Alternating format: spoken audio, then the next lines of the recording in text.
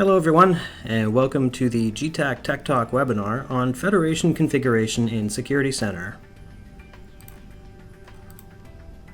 Thank you for being here today. My name is Derek. I'm a technical training e-content specialist with Genetec, and I'll be your host for the next hour or so. We also have Cecilia joining us from the Genetec Technical Assistance Center today, who will be helping with the questions and answers during the webinar. If you do have any questions during the webinar, you can type them in the question box of the GoToWebinar console, and one of us will get back to you with an answer as soon as possible. Now, just in case we need to verify any information for your question, we'll make a note of it and we'll send you an email as soon as we have an answer for you. All the questions and answers from the webinar will be posted on the GTAC Tech Talk section of the Genetec Technical Assistance Portal forums about a day or two after the webinar has finished. If you have any additional questions or comments on the webinar, or the GTAC Tech Talk webinar series in general, you can post them in this section of the GTAP forum as well.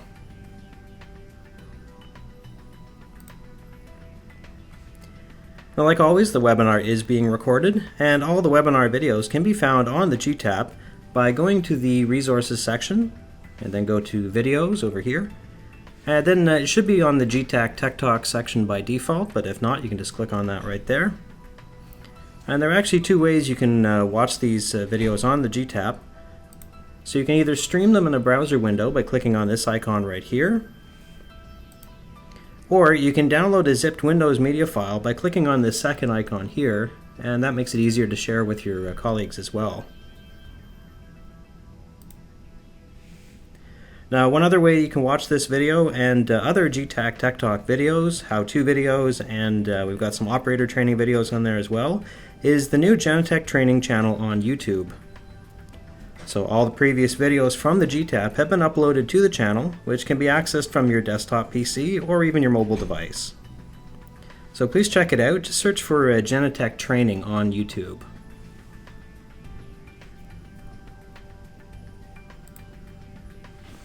Now, if you'd like to receive emails concerning the latest additions to the Genetec Technical Assistance Portal, you can log into the GTAP, go into the My Account section, and go into the Email and Notifications subsection right here.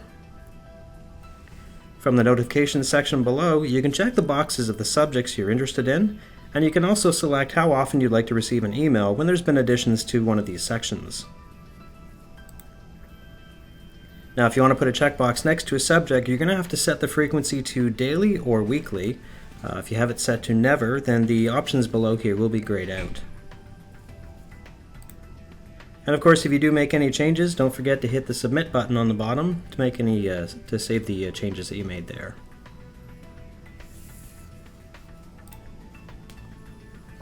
All right, so let's take a minute just to go over a few goals of the webinar today. Now, we covered Federation about 4 years ago on a webinar, and if you're looking for information on Federation using the Omnicast standalone product as the host, then that previous webinar would be a good place to start. Now, in terms of configuration for Security Center hosts, things have changed a little bit, so we figured it was pretty much time for an update. We weren't using the Federation role back then, so the previous webinar could be a little confusing from a Security Center standpoint. Now, in general, we want you to get a good idea of what Federation is, what it can do, and really just as important, what it can't do.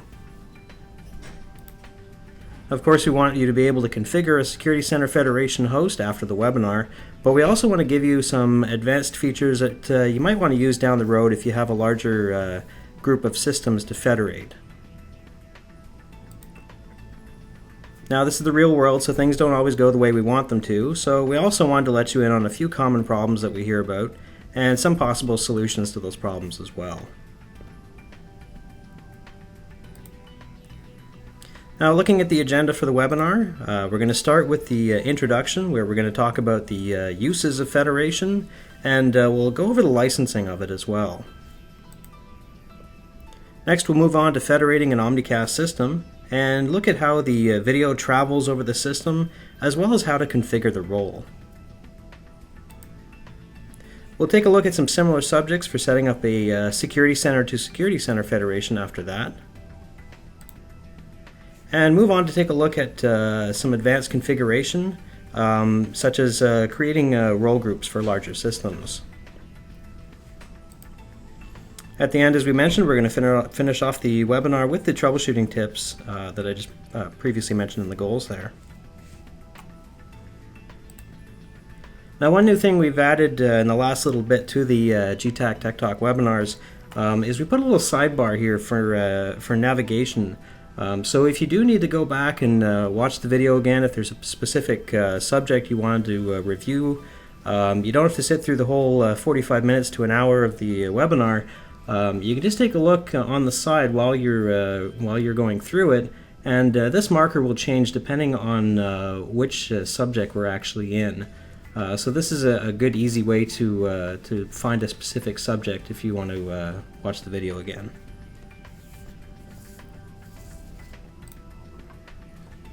Okay, so let's start out by taking a general look at Federation to see what it does and how we can use it, just really to get everyone up to speed. Taking a look at the big picture, Federation is a method of joining together multiple Omnicast and Security Center systems so the users can view and control entities that are on independent systems. Today we're going to be looking at how to federate Omnicast and Security Center remote systems into a Security Center system. When we're looking at a diagram like this, we call the system that is connecting to the other systems the Federation host. This means the users on the Security Center Federation host can view and use the entities from these other systems that have been joined to or federated to the host system up here. We federate other systems using roles to manage the connection to that specific Omnicast or Security Center directory. In the next couple of sections, we'll take a look at how to set up those roles and how the information flows between the systems. So let's take a quick look to see what we can view and control from a federated system and what we can't do as well. Now, this is our magic icon right here. If you see an entity that has a yellow arrow on the bottom left, you know this entity is a federated entity and comes from another system. Now, this means that we have a link to that entity, but it doesn't mean that it's a local entity that now belongs to your host system. It still belongs to the remote system over here, which ultimately has control over the settings for the entity. Now, there are different types of entities that we can federate as well. If we're getting the entities from an Omnicast system, we can import fixed and PTZ cameras. We can import camera sequences and virtual cameras, as well as sites, which will show up as areas in Security Center. We can import alarms and cash register point of sale entities as well. Now, I just want to point out that your host Security Center system, that's the one that's actually connecting to the other systems, it must have the Omnicast Enterprise package on your license if you want to federate to Omnicast standalone systems. We'll take a bit of a closer look at the license requirements in just a couple of minutes there.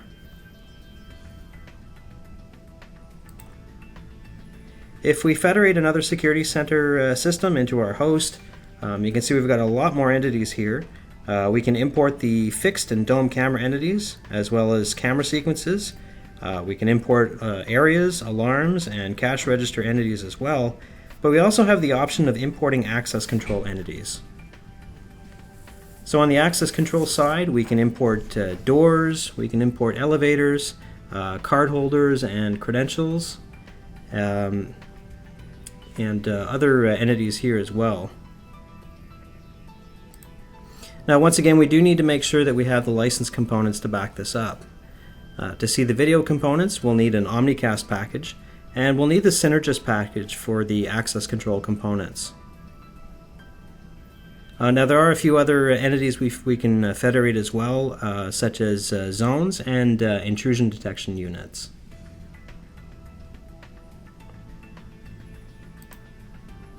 Now, currently there are no auto view components that can be federated, with the exception of the context cameras, which just show up like regular fixed cameras in your Security Center system. Federation of auto-view entities is something that's in the works and will be coming very, very soon. So keep your eyes peeled for this feature in the release notes of coming versions of Security Center. The beauty of Federation is that we can use entities from other systems without having to add those entities as part of your own system. So instead of setting up an additional archiver to work with the entities in another location, you can simply federate to that independent system and view their entities instead. This allows for unique systems as well, since the remote site here will be independently maintaining their own Security Center system that's separate from the host. So for example, we could have a group of schools who all have their own independent Security Center systems that they can configure and control as they would like, and the cameras that belong to them are maintained by them. So instead of the local police getting access to the whole system every time they need video from an incident, they can instead set up federations to the school systems and view the video from their own Security Center system. The schools can also determine which cameras the police station would be able to see by setting up a specific user for the police to use when setting up that federation role.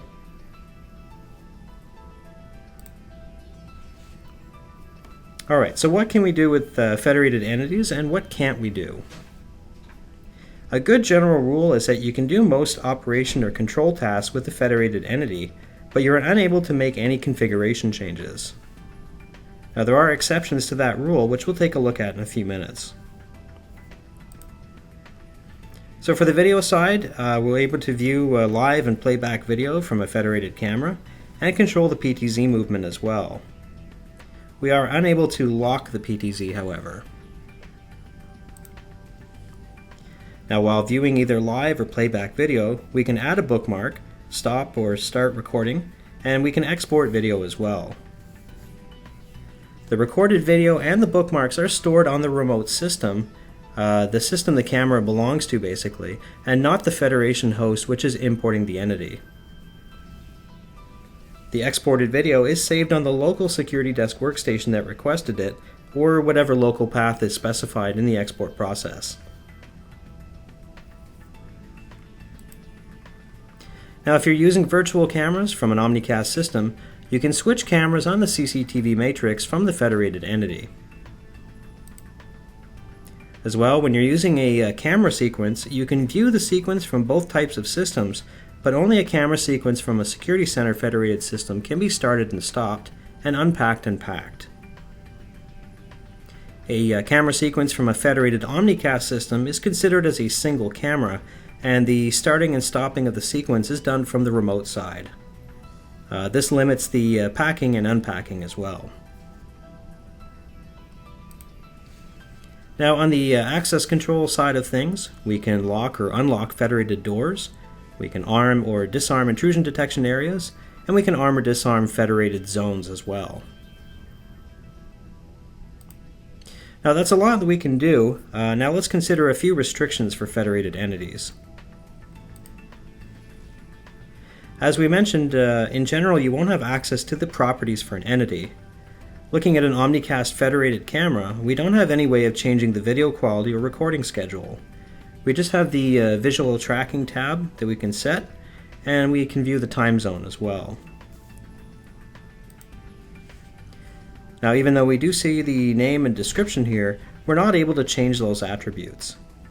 For some entities, we can see more information, such as the members list for an area, but we're unable to modify the list. One thing we can change, however, is the logical ID. This is only used to identify the entity on the Federation host system, so you can assign any logical ID you want to the federated entity. Now there is a lot of flexibility in how we can use the entities though. We can choose to receive certain event types from these entities, and we can specify which ones, so we can perform actions on our host system based on the events that are coming in from the remote system. Now these entities, we can view them in the activity and audit trail reports as well. Of course, we can put these entities into partitions to restrict the visibility to certain users on the host side, and we can include them in local camera sequences or associate them with local entities. For example, we just have the hardware tab for a door here, and this is a door in the Security Center host system, of course. And down here we can see that we've associated a federated camera from an Omnicast system that will come up when a card is presented at that door. We can federate alarms as well, but those are a bit of a unique entity type, so we're going to take a quick look at those right now. Basically, we can do some configuration and have the same tabs, but other things are restricted. So for clarity, what we're going to do is I've got a local security center alarm on the left here.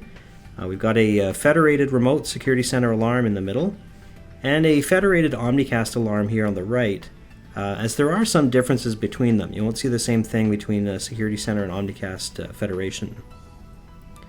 Now, just to note that any changes that we can make are only made on the host side, and you don't have to worry about that getting pushed to the original system that was federated. And when we're going through this, take a look on the bottom here. Anything that's outlined in a red box is inherited, so that means it's brought over from the remote side and you're unable to change it. And anything with a green box or green highlight around it is something you can configure from the host side for that particular entity for this alarm.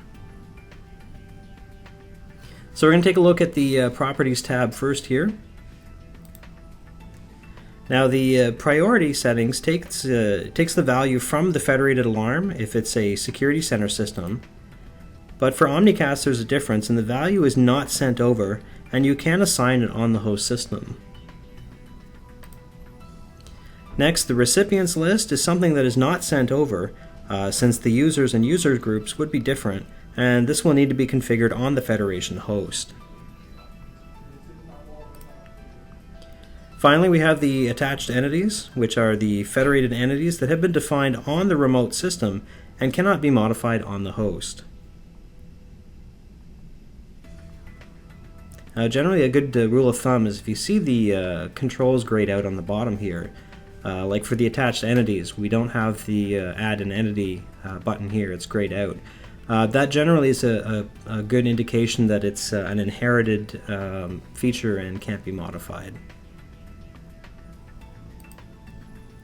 So moving over to the Advanced tab over here, you can see that there's quite a few differences there. It doesn't even look the same. Once again, we do have the host side on the left, a federated security center alarm in the middle, and a federated Omnicast alarm on the right here. So anything that can't be modified is hidden in general, like the reactivation threshold, the automatic acknowledgement, automatic video recording, and the protect recorded video settings.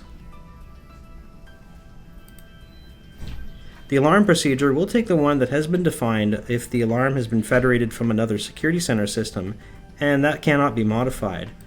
But for an Omnicast federated alarm, the original value is not kept, and this can be defined on your host system.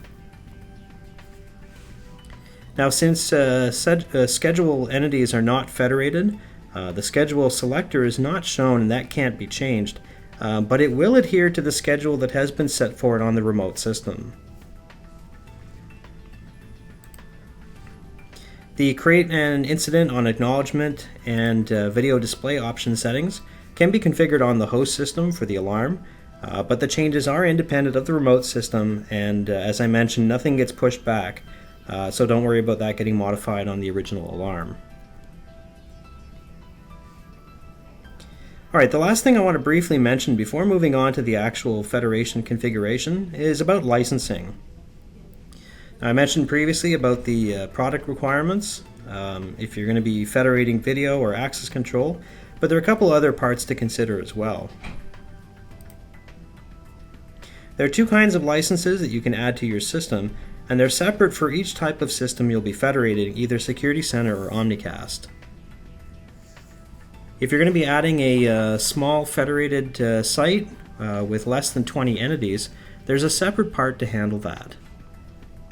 The alternative is a part that allows an unrestricted number of entities. So you can see in the part number here, we can see which ones are for Security Center, which ones are for Omnicast. And if you have the -20 on the end of it, that means it's for 20 entities or less. If you want unrestricted, then it's just the regular GSC-1 SC Fed, or the equivalent for Omnicast as well. Now those are available as separate parts for both the Omnicast systems and Security Center systems, but when you're looking in your config tool, the total number shows up in Security Center as number of federated systems. When looking at the number of systems or federation roles that can be handled by a host server, we're considering that each system has 150 entities each, and you're using a high-end server. We can have a maximum of 100 Omnicast Federation roles on one server, or a maximum of 500 Security Center Federation roles on a server. If we're going to be using that many roles, we're going to have to use role groups, which we're going to take a look at a little bit later on in the webinar in the advanced topics section. Now, looking at the whole system in total, using multiple servers to host Federation roles, we need to bear in mind that we do not recommend passing 2,000 Federation roles on one system or 75,000 cameras.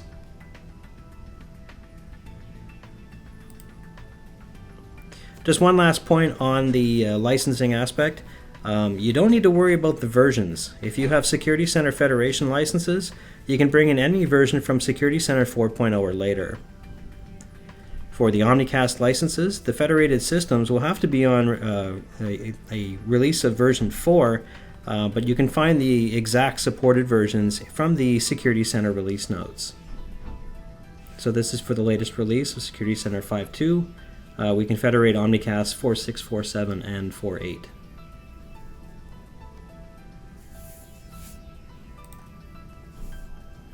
We're going to start the configuration sections by looking at federating an Omnicast system into Security Center. Now let's take a quick look at the how the video and information flow passes between the systems. So on the left here we have our Security Center system with our Omnicast Federation role and our Security Desk client that is requesting video. On the right side is our Omnicast system with the server hosting the gateway and the archiver the camera belongs to, and of course the camera we wish to view. In order for the video to be passed through, both the server hosting the Federation role and any client who wishes to view video must have the compatibility pack installed for the version of Omnicast we're federating. In our case here, the Omnicast system is version 4.8. So we need to have the Omnicast 4.8 compatibility pack installed on both the workstation running the Security Desk and the server that's hosting the Omnicast Federation role. When video is requested by the Security Desk, the Omnicast Federation role makes a request for video from the Omnicast gateway. The Federation role then tells the Security Desk where to connect to get the video, which is the Omnicast gateway. Now there's no redirection going on here. The Omnicast gateway believes the Security Desk is an Omnicast live viewer thanks to the compatibility pack we installed, and passes the video directly to it. This is a pretty clean way of getting video to the clients without having to put too much strain on the actual Federation role. As you can see, there's no video actually passing through there, it's going straight to the client. Now there are just a few restrictions or limitations I'd like to bring up concerning Omnicast Federation, in addition to the alarm changes and camera sequence limitations we mentioned previously. And when we're viewing recorded video from an Omnicast system, we don't have all the features available in Security Center when rewinding video. The rewind speed is limited to 10, 20, 40, and 100 times, and we don't have the smooth reverse playback option. Omnicast used sites for organization purposes, whereas Security Center uses areas, so any sites will be represented as federated areas. If a site had a map URL associated with it, This map will be converted into a federated area with a web page tile plugin attached. Okay, so now that we know what's going on under the hood, let's take a look at how we actually set up the Omnicast Federation role. We mentioned the compatibility packs previously, and these need to be installed on the server for any version of Omnicast we're federating before we create the Federation role. The client workstations who will be viewing federated cameras can install the compatibility packs later, but any workstation where you're running the config tool must have it installed if you're going to be doing the role creation and configuration from there. The compatibility packs can be found in the Security Center installation package, or you can find them on the GTAP as well.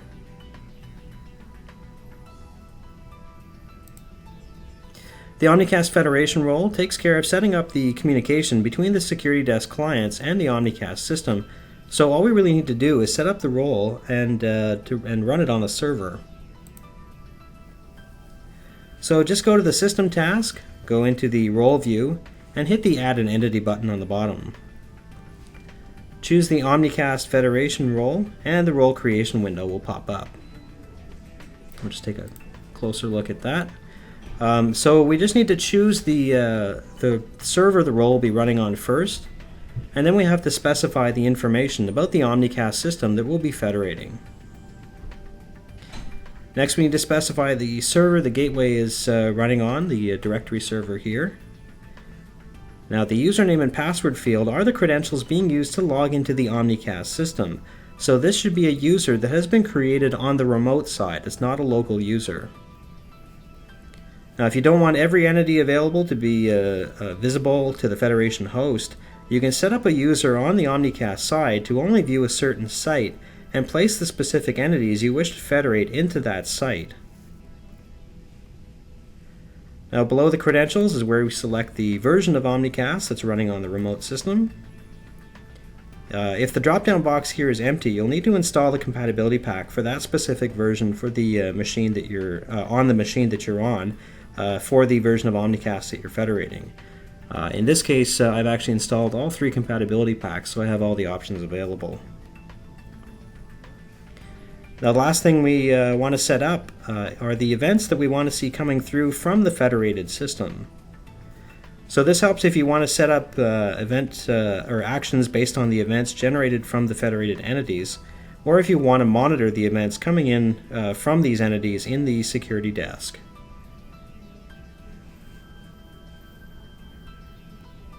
Okay, so we just hit the next button down here, and we have some basic information that we need to enter, such as the name and the description for the role, and as well the partition that the role will reside in. Hit Next again to get to the confirmation screen, and hit Create if everything looks okay. The role should be created, and you'll see the new Federation entity in the logical view with all the associated entities within it. Now, the role will need to sync everything with the federated system, so it may stay in yellow for a short time while it's taking care of collecting the information it needs. Checking the Properties tab for the role, we can change the events that we want to come through, and we can change the default live stream that will be used from the federated system. By default, it's set to use the remote stream, which is usually configured to conserve on bandwidth. If you need to change the address of the server being used, or the credentials, you can do that from here as well. Now, our normal state for a federation role is having a connected status, and it'll be in idle mode as well. When you first create the role, you're going to see that this is going to be synchronizing, and you'll see a few things flash by here. From here, you can view the cameras, add them to local sequences, create event to actions, and most of the other actions you can do with camera entities.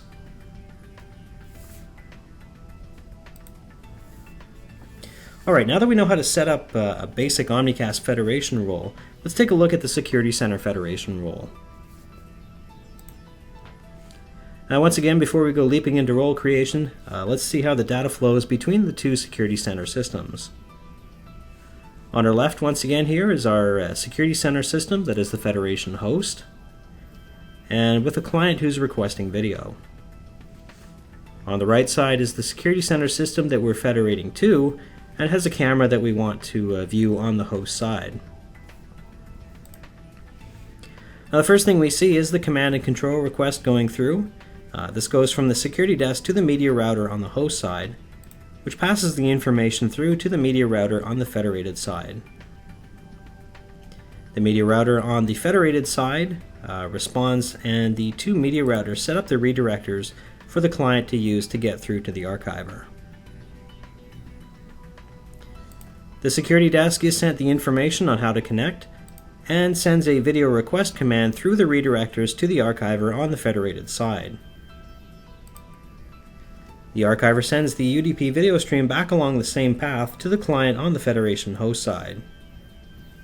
Now we're showing a simplified version here, so there's a lot more configuration, or a little more configuration done by the media routers, as we could, and we could also see other redirectors going through to get the video as well.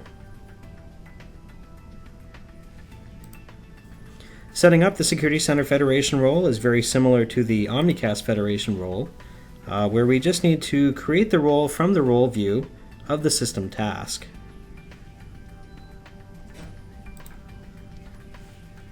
We just need to put the server here that we're using to host the role. We need to put the name of the directory to connect to, and of course again a set of credentials for the host side to use to log into the federated system. Once again, you can create a special user with restricted privileges and access to only certain partitions if you wish to limit what can be seen on the Federation host side. Now, since these are two Security Center systems that are communicating with each other, we have no need for compatibility packs. You notice there's a missing option there that we had in Omnicast. And below, of course, once again, we need to choose the events which will be brought over from the remote federated system. But our list is much longer since we can federate many different types of entities. So they are actually grouped, and if you want to expand it, you can see the different entities, and you can select ones, certain ones, and ignore others. Now, once again, just go through the regular confirmation, enter the information that's there, the partition, and create the role. And it should start to sync with the remote system and come online in just a few minutes. Same as we saw with the Omnicast role, we can go into the role properties to check the state. We can change the server or the credentials used here, and we can specify a default live stream to use and change the list of events that will be brought over from the federated system. Once we're finished, you can jump over into the logical view to make sure that you can see the role and all the entities that you had associated with it. That should be in your logical view tree. And you can start associating the entities with any actions or anything else you need to do with them.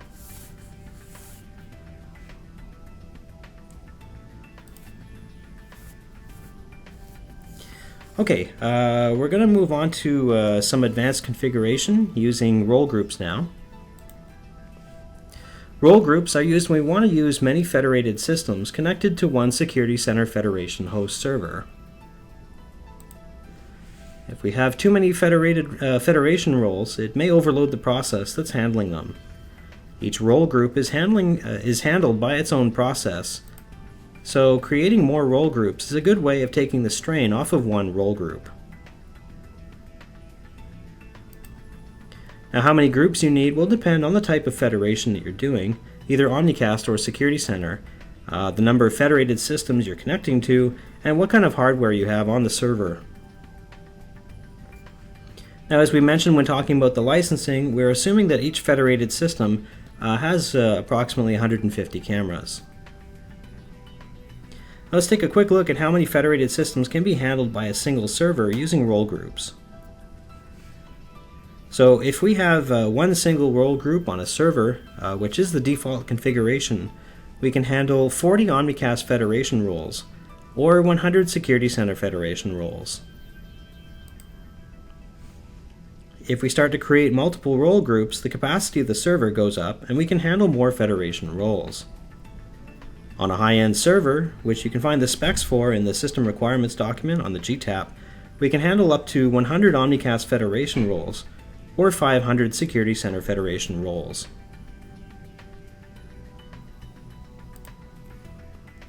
If your hardware is not up to the high-end specs, I would recommend contacting the Genetec Technical Assistance Center or your local Genetec sales engineer to find out how many Federation roles can be supported on your server using role groups.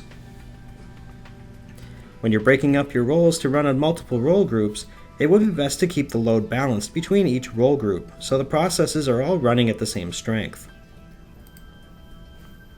For example, if you wanted to put 120 Security Center Federation roles on one server, this is over the limit of 100 for a single role group, so we would need to set up 2 role groups on that server. And we would want to place 60 roles in each, as opposed to putting something like 100 in one and 20 in the other. Now to set up role groups, it's actually pretty simple, but there is a little trick there. So you just need to open the config tool, run a system task, and go into the role view. Select one of your Federation roles, and then go to the Identity tab on the right. From here we need to click on one of the text fields, so either the name or the description. Just make sure you've got a cursor flashing in there. So once you've done that, hold down Control, hold down Shift, and press A. On the bottom of the properties, you should see the Advanced Settings section appear here. And in here we have a field for the role group name. So just type in the name of a role group and hit Apply. I would suggest keeping it simple since you will have to type this in for every role you wish to assign to a group. Now to get rid of this, just to hide it, you can put the cursor in one of the text fields again and do Control Shift and A, and that will hide the advanced settings here.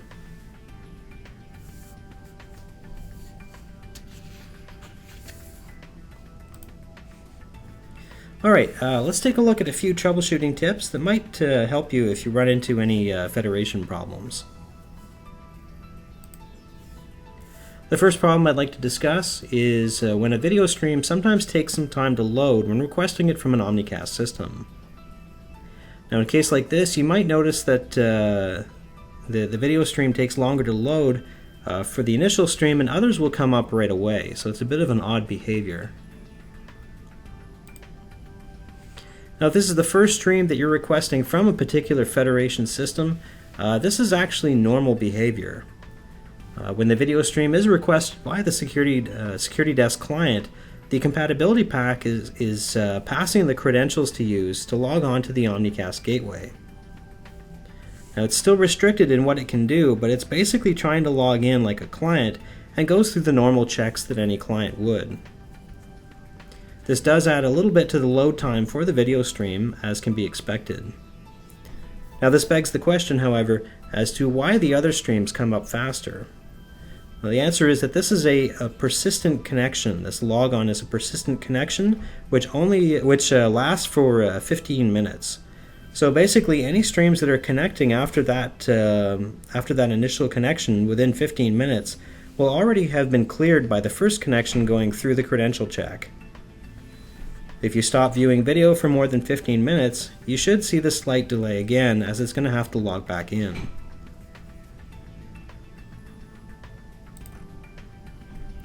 Now, a very common issue is not seeing any versions in the drop-down menu when selecting an Omnicast Federation. Now, the versions listed in this menu are dependent on the compatibility packs installed on the workstation you're using. If you're not seeing anything in there, just download the compatibility pack from the GTAP or get it from the installation software and install it on the machine that you're using. Now remember that the compatibility packs also need to be installed on the server as well in order for it to communicate with the Omnicast gateway. Once you've installed the compatibility packs, you may need to restart the config tool just to get it to see the new pack that you installed.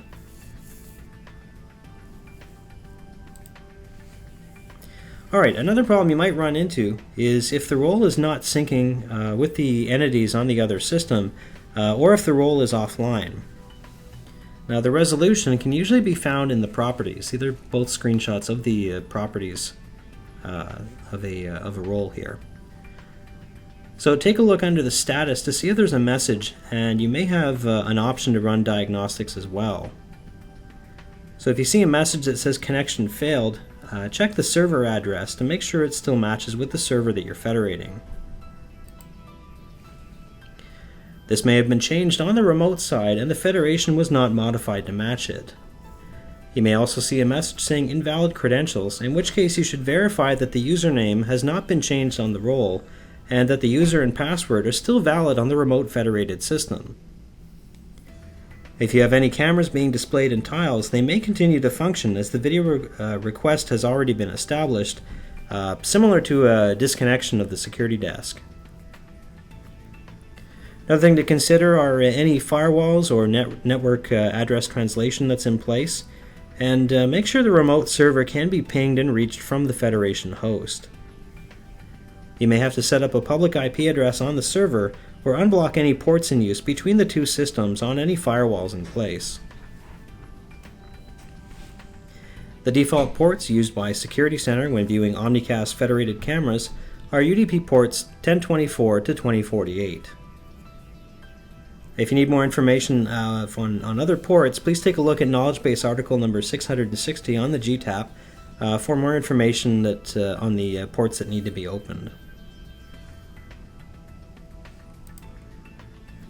Now another thing you might see is that the role gets created fine, but you're not getting any entities showing up. So in our example here, we've created our Omnicast Federation, but we're expecting to see cameras and other sites showing up here as areas, and we've only got the one here with nothing in it.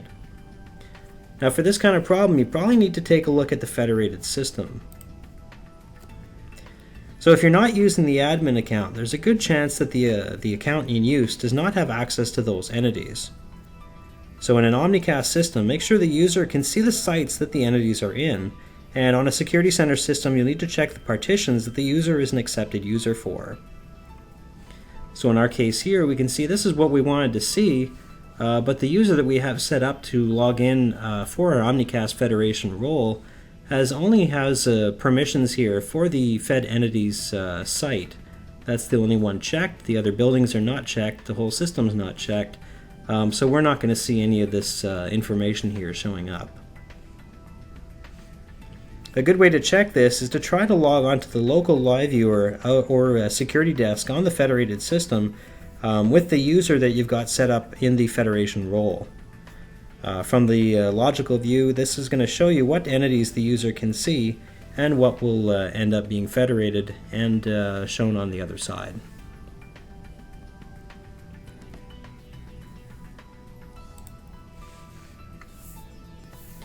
Alright, so that covers the last section of the webinar today and pretty much wraps things up concerning Security Center Federation. So in the next couple of days, we're going to post the videos of today's webinar on the GTAP, and we're going to have it on the Genetech Training YouTube channel as well. And we're going to put the general questions and answers in the GTAP forums, as well as links to the slides in PDF format, and we're going to put the links to the video as well. So if you go to the forum, you can find everything from there, basically.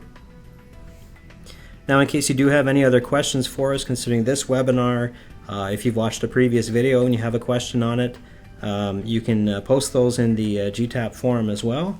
And we also have a suggestions thread going if you have anything you'd like to request or any feedback as well. So we're going to keep the session active for about another 10 minutes or so. So if you think of any other questions, please go ahead and type them in, and Cecilia or myself will give you an answer as soon as possible. Now, when you do close the webinar or when we end the session on our side, you're going to be presented with a very short survey. It's just 3 questions to give us a little feedback on the webinar that you're attending right now. So if you do have a couple of minutes to spare, we would really appreciate any comments or suggestions that you do have. We have made changes to the webinar format and different ways that we do things here based on your feedback and your suggestions, so your voice is definitely heard. So on behalf of myself and everyone at the Genetec Technical Assistance Center, I would like to thank you very much for attending the webinar today, and we hope you all have a great day. Thank you.